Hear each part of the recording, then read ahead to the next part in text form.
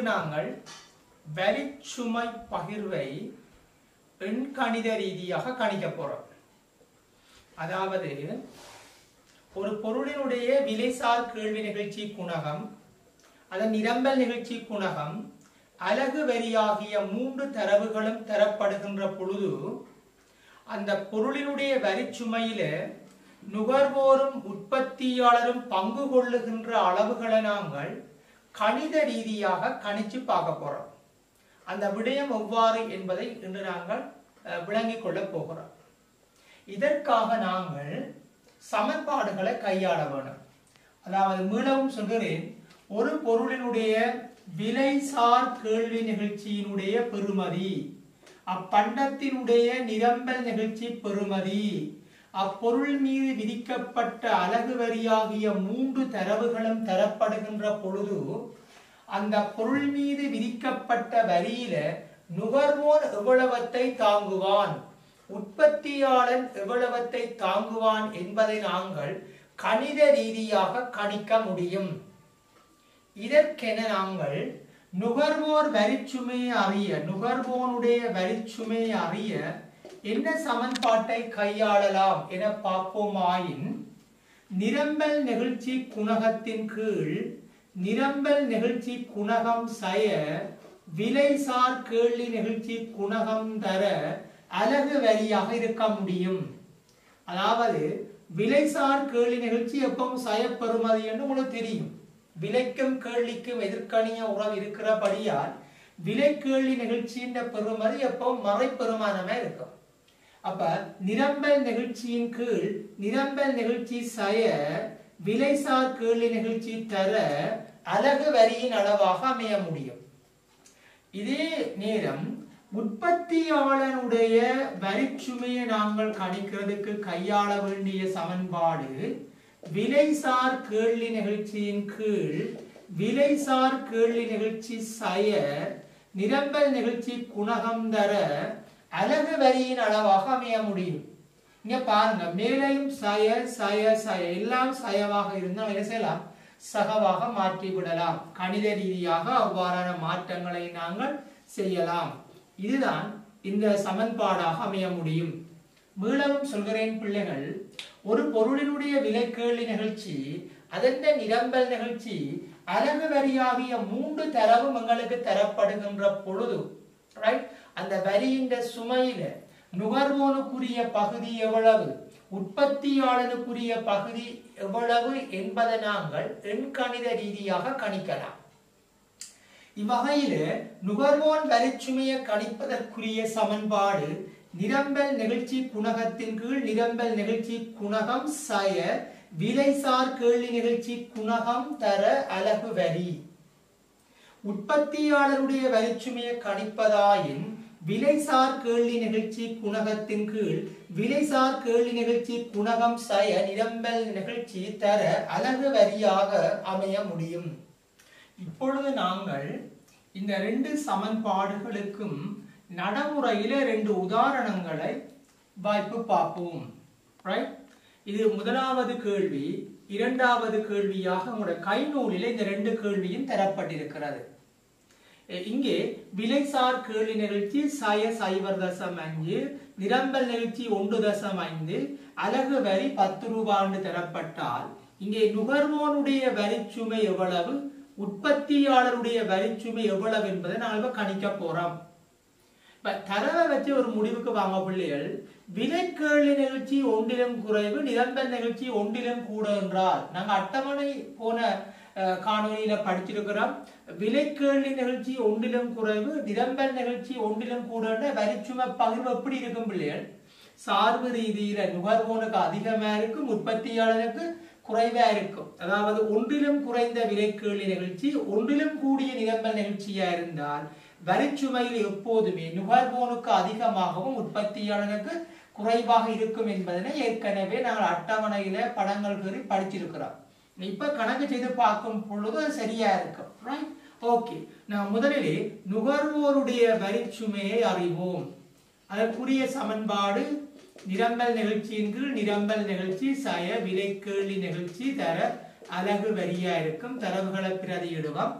நிரம்பல் நிகழ்ச்சி இங்கே பார்க்கிற பொழுது 1.5 அப்ப 1.5 பிரதியீடு செய்வோம். இங்கே நிரம்பல் நிகழ்ச்சி 1.5 பிரதியிடுகிறோம். விலைசார் கேள்வி நிகழ்ச்சி 0.5 சயவும் சேர்ந்த சகவா மாறும் 0.5. அலகு வரியினுடைய அளவு இங்க 10 ரூபாய் தர 10 என்று போட்டுக்கொள்வோம். மீளவும் 1.5 1.5 தசமைந்தும் சேருகிற பொழுது 2 தர 10 இருக்கும். இங்க வெட்டினா 1 5 ஆகவே ரூபாய் 7.5 இருக்கும். இது 7 ரூபாய் 50 தான் நுகர்வோன் வரியாக இருக்க முடியும். அதாவது அலகு வரி 10 ரூபாயில் நுகர்வோன் வரி ரூபாய் 7.50 ஆக இருக்க முடியும். இப்ப நீங்க சொல்லலாம் உற்பத்தியாளர் வரி என்னவா இருக்கும்? 10 ரூபாய் அலகு வரியில 7 ரூபாய் 50 நுகர்வோன் வரியா இருந்தால் உற்பத்தியாளருடைய வரிச்சுமை எவ்வளவா இருக்கும்? மிகுதி ரூபாய் 2 ரூபாய் 50 இருக்கும். அதை நான் கணிச்சு பார்ப்போம். சமன்பாடு இருக்கு தானே. அப்ப உற்பத்தியாளருடைய வரி சமன்பிள்ளைகள் விலைக்கேள்வி நிகழ்ச்சியின் கீழ் விலைக்கேள்வி நிகழ்ச்சி சய நிரம்பல் நிகழ்ச்சி தர அலகு வரியா இருக்க வேண்டும். மேலெல்லாம் சய கீழையும் சயவை விடுவோம். விலைசார் கேள்வி நிகழ்ச்சி 0.5 விலைசார் கேள்வி 0.5 சக நிரம்பல் நிகழ்ச்சி எங்களுக்கு 1.5 தர வரி எவ்வளவு? 10 ரூபாய். ஆகவே 0.5 கீழ் 2 தர 10 ரூபாய் வெட்டினா 1 5 ஆகவே ரூபாய் 2.50 இருக்க முடியும். நாங்கள் ஏற்கனவே 10 ரூபாயில் 7 ரூபாய் 50 போனாலும் 2 ரூபாய் 50 பெற முடியும். கணித ரீதியில சமன்பாட்டில் பிரதியிடுகிற பொழுதும் 2 ரூபாய் 50 பெற முடியும். இன்னும் ஒரு விளக்கம் சொல்லியிருந்தேன். விலைசார் கேள்வி நிகழ்ச்சி 1 குறைவு நிரம்பல் நிகழ்ச்சி 1 கூட என்று சொன்னால் நுகர்வோனுக்கு அதிகம் உற்பத்தியாளருக்கு குறைவு என்று அட்டவணையில படித்ததாக சொல்லி இருந்தேன். அது இங்கே சரியாக இருக்கிறது. நுகர்வோன் வரிச்சுமை 750 உற்பத்தியோன் வரிச்சுமை 250 இருக்கும். விளங்கியதல்லவா? ரைட். இதே போல நாங்கள் மத்திய கேள்வியை பயிற்சி செய்து பார்க்கலாம். நீங்களே பயிற்சி செய்து பார்க்கலாம். இங்க பாருங்க கேள்விய விலைசார் கேள்வி நிகழ்ச்சி 2.4 நிரம்பல் நிகழ்ச்சி 0.6 அலகு வரி 15 இருந்தால் இதற்கு நீங்கள் அதே சமன்பாடுகளை பிரதியீடு செய்து வாய்ப்பு பார்க்கலாம். பாருங்கள் நுகர்வோனுடைய வரிச்சுமை பார்க்கிற பொழுது இங்கே நிரம்பல் நிகழ்ச்சி 0.6 0.6 சயவும் சிறு சகவா மாறும். விலைக்கேள்வி நிகழ்ச்சி 2.4 அலகு வரியினுடைய அளவு 15. அப்ப பார்க்கிற பொழுது 0.6 கீழ் 3 தர 15 வெட்டுகிற பொழுது 1 இது 5 அப்ப 5 தர 6 ரூபாய் அவ்வளவு இருக்க முடியும். 3 ரூபாய் நுகர்வோன் வரியா இருக்கும். வெட்டினா 1 5 6 30 ஒரு காலம் தள்ளி போத்தினா 3 இருக்கும். அப்ப நுகர்வோன் வரி 3 உற்பத்தியாளர் வரி எவ்வளவு பிள்ளைகள்? 15 ரூபாவில 3 ரூபாய் போனா மிகுதி எவ்வளவா இருக்கும்? உற்பத்தியாளர் வரி 12 ரூபாவாக இருக்க வேண்டும். சரியோன்னு நம்ம வாய்ப்பு பார்ப்போமே. உற்பத்தியாளர் வரி சமன் விலைக்கேள்வி நிகழ்ச்சி எங்களுக்கு எவ்வளவு? 2.4 இப்ப 2.4 சக என்ன நிரம்பல் நிகழ்ச்சியின் பெறுமதி 0.6 தர 15.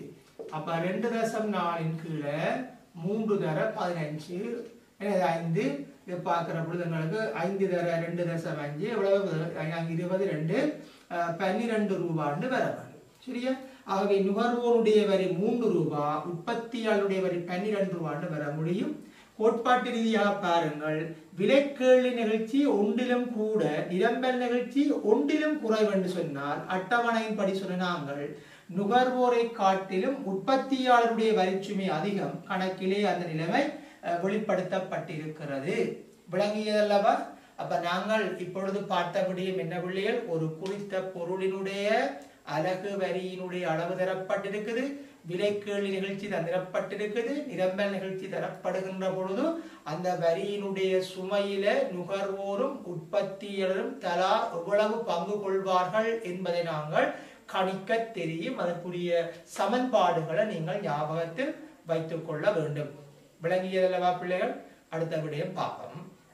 இப்பொழுது நாங்கள் இரண்டாவது விடயமாக பார்க்கப்பட வேண்டிய விடயம் வரி விதிப்பு காரணமாக நிரம்பல் அட்டவணை எவ்வாறு மாற்றமடையும். அதாவது உற்பத்தியாளர் மீது அரசாங்கம் ஒரு நேரில் வரியினை விதிக்கின்ற பொழுது அந்த வரி விதிப்பு காரணமாக நிரம்பல் அட்டவணையை நாங்கள் எவ்வாறு மாற்றி அமைக்கலாம் என்ற விடயத்தை புரிந்து கொள்வோம். இங்கே கொடுக்கப்பட்டுள்ள விடயங்கள் கடந்த கால பரீட்சை வினாத்தாளில் வந்த வினாக்களத்தான் நாங்கள் அந்த பயிற்சிக்கு அல்லது விளக்கத்துக்குரிய விடயமாக எடுத்துக்கொள்ள போகிறோம். உங்களுடைய கைநூலில நான் அச்சு இட்டு தந்த கைநூலில இந்த வினாக்கள் இருக்கின்றன. ரைட், இதுல முதலாவது வினாவுக்குள் வருவோம். வினாவை கவனியுங்கள். பின்வரும் அட்டவணை குறித்த பண்டம் ஒன்றின் கேள்வி நிரம்பல் அட்டவணையை காட்டுகிறது. இது ஒரு பண்டத்தினுடைய விலை, கேள்வித்தொகை, நிரம்பல் தொகை, கேள்வி நிரம்பல் அட்டவணையை காட்டுகிறது. முதலாவது கேள்வி கேட்கப்பட்டிருக்கிறது, ஆரம்ப நிலையில் சமநிலை விலையும் சமநிலை தொகையும் என்ன? இப்ப இந்த படத்தை கவனியுங்கள். ரைட், இந்த படத்தை பாருங்கள். அப்ப இந்த அட்டவணையை வடிவாக கவனித்துக் கொள்ளுங்கள். இதை வச்சு கொண்டுதான் நாங்க இப்ப விடை எழுத போறோம். முதலாவது கேள்வி, சமநிலை விலையும் சமநிலை தொகையும் யாது அப்படி கேட்கப்பட்டிருக்கு. அவ்வாறாய் நாங்கள் கேள்வியும் நிரம்பலும் சமப்படுகின்ற சூழ்நிலை சந்தை சமநிலை என்பதால் கேள்வியும் 700 நிரம்பலும் 700 இருக்கிற பொழுது 60 ரூபாய் விலை என்றபடியால் முதலாவது சொல்ல போறோம், சமநிலை விலை சமன் ரூபாய் 60 சமநிலை தொகை சமனங்களுக்கு 700 அலகுகளாக இருக்கும். இதான் வினாவுக்குரிய விடை. ரைட், இந்த அட்டவணையின் படி சமநிலை விலையினையும் சமநிலை தொகையை நாங்கள் கணிச்சிருக்கிறோம். ரைட், இரண்டாவது வினாவுக்கு வாருங்கள். அலகு நேரில் வரியாக ரூபாய் 20 விதிக்கப்படுமாயின் புதிய சமநிலை விலையும் சமநிலை தொகையும் யாது? இப்ப 20 ரூபாய் வரி விதிக்கப்பட்டால் சமநிலை விலையினையும் சமநிலை தொகையினையும் எவ்வாறு கணிக்கிறது என்பதை விளங்கிக் கொள்வோம் பிள்ளைகள். இப்ப ஆரம்ப நிரம்பல் அட்டவணைக்கு வாங்குவோம். 80 ரூபாய் கிடைத்தால் 900 நிரம்பல் செய்வார்கள். 70 ரூபாய் கிடைத்தால் 800 நிரம்பல் செய்வார்கள். 60 ரூபாய் கிடைத்தால் 700 நிரம்பல் செய்வார்கள். 50 ரூபாய்க்கு விற்றால் அல்லது 50 ரூபாய் கிடைத்தால் 600 நிரம்பல் செய்வார்கள். 40க்கு விற்றால் 40 கிடைத்தால் 500 நிரம்பல் செய்வார்கள். இப்ப இவர்கள் மீது 20 ரூபாய் வரி விதிப்பதாக நாங்கள் வைத்துக் கொள்கிறோம். 20 ரூபாய் வரி. அப்ப எழுப்ப பொருளை இவர்கள் 80 ரூபாவுக்கு விற்கின்ற பொழுது 80 ரூபாவுக்கு விற்கப்பட்ட பிற்பாடு 20 ரூபாய் வரி யாரு கொடுக்க வேண்டும்? அரசாங்கத்துக்கு செலுத்தி விட வேண்டும். ஆக 80 ரூபாவில இப்ப பொருள் விற்கப்படுகிற பொழுது அந்த 80 ரூபாவில 20ஐயும் நான் முதல் வித்த 20ஐயும் யாரு கொடுக்க போறோம்? அரசாங்கத்துக்கு செலுத்தினால் இப்ப உற்பத்தியாளர் எவ்வளவு பெறுவார்கள்? 60 ரூபாய் பெறுவார்கள். 60 ரூபாய் கிடைத்தால் உற்பத்தியாளர்கள் நிரம்பல் செய்வார்கள். 700 நிரம்பல் செய்வார்கள். ஆகவே இப்பொழுது 80 ரூபாய் விலையில நிரம்பல் என்னவா இருக்க வேண்டும்? 700ஆகத்தான் இருக்கும். வரிக்கு பின்னர் நிரம்பல் அட்டவணை மாறுது. இப்ப வரிக்கு பின்னரான நிரம்பல் தொகை இது. வரிக்கு முன் நிரம்பல் தொகை, வரிக்கு பின் நிரம்பல் தொகை. 800 ரூபாவுக்கு சந்தை விலையாக அமைகிற பொழுது 80 ரூபாவுக்கு பொருளை விற்று 20 ரூபாவை அரசுக்கு செலுத்திய பிற்பாடு 60 ரூபாய் தான் உற்பத்தியில் பெறலாம். 60 ரூபாய் கிடைக்கும் ஆயினவன் 700 அலகை நிரம்பல் செய்வான். அப்ப இப்ப 80ல 700 தான் நிரம்பலா இருக்கும். அப்ப 70 ரூபாவில 20 ரூபாய் அரசுக்கு செலுத்தினால் உற்பத்தியாளர் பெறுகின்ற விலை எவ்வளவு? 50 இருக்கும். 50 கிடைத்தளவுடன் நிரம்பல் செய்வார்கள் 600. அப்ப நிரம்பல் தொகை எவ்வளவு நிறுவனம்? 600. அப்ப 60 ரூபாவுக்கு இப்பொழுது பொருள் விற்கப்பட்டால் 20 ரூபாய் அரசுக்கு போய் சேரும். 40 ரூபாய் தான் உற்பத்தியில் பெற முடியும். 40 ரூபாய் கிடைத்தால் நிரம்பல் செய்வார்கள் 500. எனவே 50 ரூபாவுக்கு தகவலில் டேஷ் என்று போட்டுக் கொள்ளலாம். தரவு தெரியாது. இப்பொழுது இந்த புதிய நிரம்பல் அட்டவணையினையும் கேள்வி அட்டவணையும் ஒப்பிடுவோம். இங்கே 600 என்ற கேள்வியின் நிரம்பலும் சமப்படுகிற சூழ்நிலை ஒன்று இருக்குது. அவ்வாறாயின் சமநிலையில் என்னவா இருக்கும் பிள்ளைகள்? 70. ஆகவே வரிக்கு பின்னரான சமநிலை விலை என்னவாக இருக்கும் என்று சொன்னால் ரூபாய் 70ஆகவும் சமநிலை தொகையாக எவ்வளவு இருக்கும் பிள்ளைகள்? 600 அலகுகளாகவும் இருக்க முடியும் என்பதுதான் வரிக்கு பின்னரான நிரம்பல் அட்டவணையின் அடிப்படையில் சமநிலையை நாங்கள் கணிக்கின்ற முறை. இதுதான் பிள்ளைகள் வரி விதிப்பால் நிரம்பல் அட்டவணை மாற்றமடைதல். ரைட், முதலாம் கேள்வி முடிஞ்சது பிள்ளை. ரைட், இப்ப நீங்கள் உங்களோட கைநூலில மீளவும் அடுத்த வினாவுக்கு செல்வோம். இப்ப நீங்க பார்க்கப்பட வேண்டிய வினா மூன்றாம் வினாவை கவனியுங்கள். அதுல இரண்டாம் வினா இலகுவானது. மூன்றாம் வினாவுக்கு வாங்க. உங்களோட கைநூலில பாருங்க, பொருள் ஒன்றின் மீது சிறப்பு அலகு வரி விதிப்பதாக கருதுக. அப்பொருளில் சந்தை கேள்வி தொகையும் வரி விதிப்பின் முன்னரும் பின்னருமான சந்தை நிரம்பல் தொகையும் பின்வருமாறு அட்டவணையில் காட்டப்பட்டுள்ளது. ரைட், அப்ப பாருங்க, விலை கேள்வி தொகை கேள்வி அட்டவணை, வரிக்கு முன்னரான நிரம்பல் அட்டவணையும் இருக்குது, வரிக்கு பின்னரான நிரம்பல் அட்டவணையும் இருக்கின்றது. இப்ப கேள்வி, வரிக்கு முன்னர் சமநிலை விலையும் சமநிலை தொகையும் யாது? வரிக்கு முன்னர் சமநிலை விலையும் சமநிலை தொகையும் அங்கே காட்டப்பட்டதன்படி கேள்வியின் நிரம்பலும் சமப்படுகிற சூழ்நிலை இதுதான். ஆகவே பிள்ளைகள், வரிக்கு முன்னரான சமநிலை விலை சமன் ரூபாய் 80, சமநிலை தொகை சமன் எங்களுக்கு 50 அலகுகளாக அமைய வேண்டும். ரைட், இது ஒரு கடினம் இல்லை, இலகுவா விடை எழுதலாம். இரண்டாம் கேள்விக்கு வாருங்கள். பொருளின் ஓர் அலகின் மீது விதிக்கப்பட்ட வரியின் அளவு என்ன? ஒரு அலகின் மீது விதிக்கப்பட்ட வரியின் அளவு என்ன அப்படி கேட்கிறார்கள். இப்ப நாங்கள் இந்த அட்டவணையின்படி வரிக்கு பின்னரான சமநிலை விலை என்னென்று அறிவோம். வரிக்கு பின்னரான சமநிலை விலையும் சமநிலை தொகை அறிவோம். வரிக்கு பின்னரான நிரம்பல் அட்டவணையினையும் கேள்வி அட்டவணையும் ஒப்பிடுங்க. இதான் வரிக்கு பின்னர். இது வரிக்கு முன்னரான நிலைமை, வரிக்கு பின்னரான நிலைமை. அப்ப இங்க கேள்வியின் 40, நிரம்பலின் 40, சமநிலை விலை 90. இதான் வரிக்கு பின்னரான நிலைமை. ரைட், அப்ப வரிக்கு பின்னரான நிலைமை, சமநிலை தொகை 40, சமநிலை விலை 90 இருக்கு. இப்ப எங்களுக்கு இது வினாவில் கேட்கப்பட்டது விதிக்கப்பட்ட அலகு வரியை கேட்கிறார்கள்.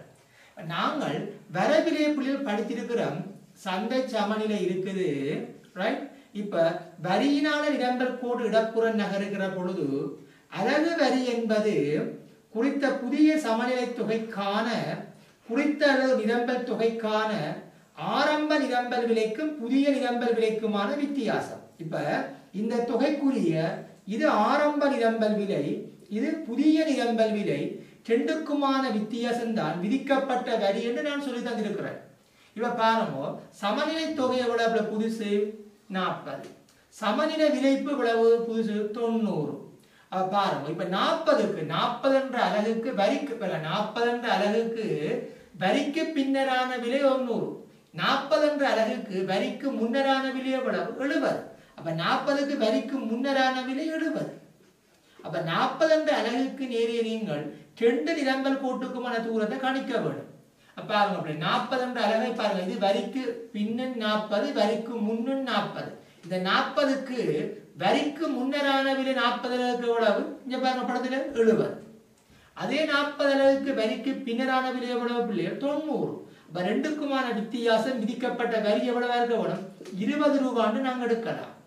இவ்வாறு படம் போட்டு நீங்க யோசிக்க வேண்டும் இல்லை. யாராயினும் ஒரு நிலையான தொகைக்கு நீங்க வரிக்கு முன்னரும் வரிக்கு பின்னருமா நிலையான தொகைக்கு விலை ரீதியான வித்தியாசம் அலகு வரியா இருக்கும். இப்ப 30 இடங்கள் 40 இடங்கள் 30 இடங்கள், இங்க 30, இங்கேயும் 30 இடங்கள். அப்ப இந்த 30 என்ற தொகைக்கு வரிக்கு முன் விலை 60, வரிக்கு பின் விலை எவ்வளவு 80. அப்ப ரெண்டுக்குமான வித்தியாசம் எவ்வளவு 20. எங்கேயாவது ஒரு நிலையான தொகைக்கு வரிக்கு முன்னரான விலையையும் வரிக்கு பின்னரான விலையும் ஒப்பிடுகிற பொழுது அலகு வரியினுடைய அளவை அறிந்து கொள்ள முடியும். இன்னும் ஒரு சந்தர்ப்பம் பார்ப்போம். 50 ரூபாய் நிலையான தொகை எடுங்க. அப்படி 50 வரிக்கு முன்னும் வரிக்கு பின்னும் 50 என்ற விலை எடுங்கும். வரிக்கு முன்னரான விலை 80, வரிக்கு பின்னரான விலை 100. ரெண்டுக்குமான வித்தியாசம் 20 ரூபாய். அப்ப வரியை எப்படி கண்டுபிடிக்கிறது? ஒரு நிலையான தொகைக்கு நீங்கள் வரிக்கு முன்னரான விலையையும் வரிக்கு பின்னரான விலையை ஒப்பிட்டு அலகு வரியினுடைய அளவை நீங்கள் அறிந்து கொள்ளலாம் என்பதை மறக்க வேண்டாம். ரைட், ஓகே பிள்ளை. அடுத்த வினாவுக்கு வாங்குவோம். அலகு வரியில் நுகர்வோரும் உற்பத்தியாளரும் பங்கு கொள்ளுகின்ற அளவுகள் யாவை என்று கேட்கப்பட்டிருக்கு. அலகு வரியில நுகர்வோரும் உற்பத்தியாளரும் பங்கு கொள்ளுகின்ற அளவுகள் யாவை? சரி பிள்ளைகள், இப்ப ஆரம்ப சமநிலை விலை 80, புதிய சமநிலை விலை என்ன வந்தது பிள்ளைகள் 40 40 90 90. ரைட், ஆகவே அலகு வரி 20 என்றதை நான் கண்டுபிடிச்சிருக்கிறேன். நுகர்வோன் வரிக்கு முதல் 80 ரூபாவுக்கு வாங்கியவன் இப்பொழுது வாங்குறான் 90 ரூபா. ஆரம்ப சமநிலை விலை 80, இப்ப 90 நுகர்வோன் 10 ரூபாய் கூட செலுத்துறான். அப்ப நுகர்வோன் அலகு வரி எவ்வளவு? 10 ரூபாய். அப்ப உற்பத்தியாண்டு அலகு வரி மிச்சம் மிகுதி 10 ரூபாயாக இருக்க வேண்டும். அப்ப மூன்றாம் பிரிவு கேள்விக்கு என்ன விட அலகு வரியில நுகர்வோரும் உற்பத்தியாளரும் தலா 10 ரூபாவை தாங்கிக் கொள்கிறார்கள். இப்பொழுது நாங்கள் இந்த வினாவுக்கு வருவோம். உங்களுடைய கையேட்டில் இது 4வது வினாவாக இருக்கிறது.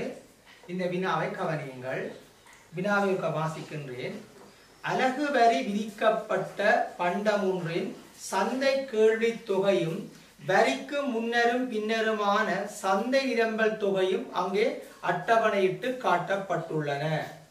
குறித்த பொருள் ஒன்றினுடைய விலை கொடுக்கப்பட்டிருக்குது, கேள்வி தொகை காணப்படுகிறது, வரிக்கு முன்னரான நிரம்பல் தொகையும் இருக்குது, வரிக்கு பின்னரான நிரம்பல் தொகையும் இருக்குது.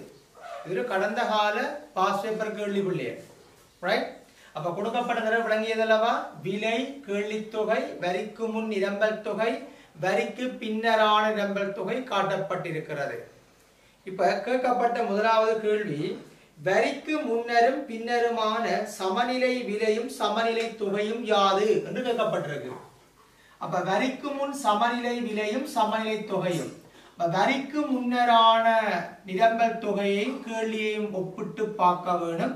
ரெண்டும் சமப்படுகின்ற அந்த இடம்தான் வரிக்கு முன்னரான சமநிலை.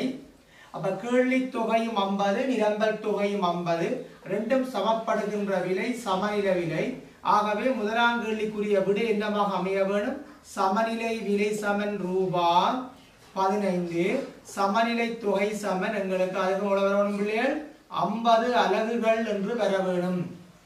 பிறகு தொடர்ந்து கேட்கிறார்கள், வரிக்கு பின்னரான சமநிலை என்ன? வரிக்கு பின்னர் கேள்வி மாறாத பிள்ளைகள், வரிக்கு பின்னரான நிரம்பல் அட்டவணையோட கேள்வியை நாங்கள் ஒப்பிட வேண்டும். அவர் ஒப்பிடுகிற பொழுது இங்கே கேள்வி முற்றாக நிகழ்வற்றது 50ஆகவே இருக்குது, நிரம்பல் தான் மாறி உள்ளது. எனவே இப்பொழுது புதிய சமநிலை தொகையாக மீளவும் 50 தான் இருக்குது, சமநிலை விலை 17ஆக இருக்கும். கேள்வியும் நிரம்பலும் 50லே சமப்படுகின்றன. என்ன, அந்த சமநிலை விலை 17ஆக இருக்கும். இப்ப புதிய சமநிலை விலை யாது அப்படி கேட்டீங்கன்றால் 17. சமநிலை தொகை எவ்வளவு என்று கேட்டால் 50 அலகுகளாகவே இருக்கும். இதுதான் வரிக்கு முன்னரும் வரிக்கு பின்னருமான சமநிலையாக அமையும். இவ்வாறான ஒரு நிலைமையை நாங்கள் பருமட்டான ஒரு வரைபடத்திலே பார்க்கின்ற பொழுது இங்கு கேள்வி முற்றாக நிகழ்வற்றபடியினால நிலைக்குத்தச்சுக்கு சமாந்தரமா இருக்கும். அங்கே 50 என்பதுதான் அந்த தொகையாக இருக்கும். நிரம்பல் கோடு இவ்வாறு செல்லும். வரிக்கு முன்னர், வரிக்கு முன்னரான கேள்வியின் நிரம்பலும் சமப்படுகின்ற விலை 15 ரூபாவாக அமையும். வரிக்கு பின்னரான சமநிலை விலை 17ஆக அமைந்திருக்கும். இங்கு நிரம்பல் கோடு ST-யாக இடப்புறம் நகர்கிறது. புதிய சமநிலை விலையாக 17 காணப்படுகிறது. எனவே இங்கு விதிக்கப்பட்ட வரி என்பது 2 நிரம்பல் கோட்டுக்குமான தூரம், அதாவது குறித்ததொரு தொகையில 2 நிரம்பல் கோட்டுக்கும் இடையிலான தூரம் தான் விதிக்கப்பட்ட வரி. எனவே இங்கு விதிக்கப்பட்ட வரி எவ்வளவு அப்படி கேட்டீங்கன்னு சொன்னால் ரூபாய் 2. இங்க வரியின் முழு அளவினாலும் சந்தை விலை அதிகரித்திருக்கிறது. எனவே அது 2 ரூபாவாக அமைகிறது. இங்க வரிச்சுமை முழுவதும் நுகர்வோரால் தான் தாங்கப்படுகின்ற நிலைமை ஒன்றும் இருக்கிறது. ஆகவே இந்த படத்தை கொண்டு நீங்கள் அலகு வரியின் அளவு 2 ரூபாய் என்பதனை இனங்காணக்கூடியதாக இருக்கிறது. அவ்வாறு இல்லாவிட்டால் நான் சொல்லி இருக்கிறேன், உங்களுக்கு ஒரு நிலையான தொகைக்கு எப்போதும் வரியை கண்டுபிடிக்கிறது அட்டவணையில ஒரு நிலையான தொகைக்கு வரிக்கு முன்னரான விலையினையும் வரிக்கு பின்னரான விலையினையும் நீங்கள் ஒப்பிட வேண்டும். என்ன, அப்ப அந்த 50 அலகுக்கு பாருங்க, 50 அலகுக்கு எடுத்துக் கொள்ளுகிற பொழுது வரிக்கு முன்னர் விலை 15, வரிக்கு பின்னர் விலை 17. ஆகவே ரெண்டுக்குமான வேறுபாடு 2 ரூபாய் தான் பிள்ளைகள் அலகு வரியா இருக்க முடியும். ரைட்? அப்ப இந்த கேள்வியில் என்னென்ன கேட்கப்பட்டது? வரிக்கு முன் சமநிலை விலையும் சமநிலை தொகையும், வரிக்கு பின் சமநிலை விலையும் சமநிலை தொகையும், அலகு வரியின் அளவு எவ்வளவு என்று கேட்கப்பட்டிருக்கிறது. விளங்கியதல்லவா இந்த வினா? இது எங்களுக்கு போன கடந்த பரீட்சையில பல்வேறு வினாவிலே ஒன்றாக கேட்கப்பட்டது இந்த அலகு வரியை கண்டுபிடிப்பதற்காக. ஆகவே இங்கு நாங்கள் இப்பொழுது 3 வினாக்கள் பார்த்திருக்கிறோம். இந்த 3 வினாக்களினுடைய பிரதான அம்சமும் என்னென்று கேட்டால், வரிக்கு பின்னரான நிரம்பல் அட்டவணை எவ்வாறு அமைய முடியும் என்ற விடயமும், அதன் அடிப்படையில நாங்கள் புதிய சமநில விலை, ஆரம்ப சமநில விலையை கண்டுபிடிப்பதும், அலகு வரியை கண்டுபிடிப்பதுமான வினா அமைப்பு முறையில தான் நாங்கள் இந்த பயிற்சியை செய்திருக்கிறோம். ரைட்? இந்த 3 பயிற்சிகளும் உங்களுக்கு தெளிவை தந்திருக்கும் என்று எண்ணுகிறேன். உங்களுடைய கைநூலிலே இந்த 3 வினாக்களும் இருக்குது. அதற்குரிய விளக்கங்கள் நான் சொல்லியிருக்கிறேன். நீங்கள் அதை பயிற்சி செய்து பார்க்கலாம். ரைட்? அப்ப இன்றைய இந்த கற்பித்தல் செயற்பாட்டை இந்த பயிற்சி வினாக்களுடன் நாங்கள் நிறைவு செய்து கொள்வோம். நன்றி மாணவர்களே.